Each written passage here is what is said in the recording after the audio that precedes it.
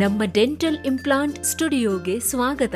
ಇವತ್ತು ನಾವು dental implant ನ ವಿವಿಧ ಬಗೆಗಳ ಸೂಕ್ಷ್ಮ ಅವಲೋಕನ ಮಾಡಲಿದ್ದೇವೆ ಹಾಗೂ ನಿಮ್ಮ ಮುಗುಳ್ನಗೆಗೆ ತಕ್ಕನಾದುದನ್ನು ಹುಡುಕಲು ನೆರವಾಗುತ್ತೇವೆ.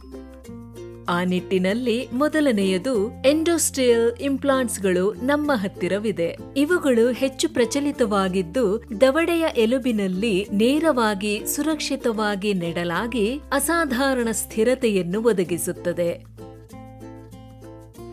ನಂತರ ಸಬ್ಪೆರಿಯೋಸ್ಟಿಯಲ್ ಇಂಪ್ಲಾಂಟ್ಸ್ ಅನ್ನು ಪರಿಗಣಿಸಿ. ಇದನ್ನು ಉಪಾಯವಾಗಿ ಒಸಡಿನ ಕೆಳಗೆ ಆದರೆ ದವಡೆ ಮೂಳೆಯ ಮೇಲೆ ಇರಿಸಲಾಗುತ್ತದೆ. ಇದು ಮೂಳೆಯು ಕನಿಷ್ಠ ಎತ್ತರವಿರುವವರಿಗೆ ಅಥವಾ ಸಾಂದ್ರತೆಯಿರುವವರಿಗೆ ಮಹತ್ತರ ಪರಿಹಾರವಾಗಿದೆ.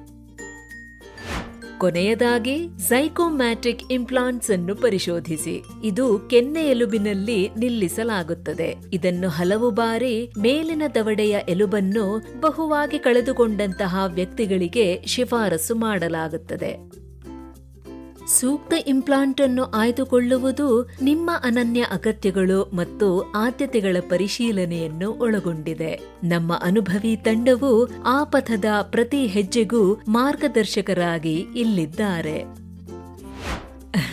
ನಿಮ್ಮ ಮುಗುಳ್ನಗೆಯನ್ನು ಹಿಂಪಡೆಯಲು ತಯಾರಾಗಿದ್ದೀರಾ?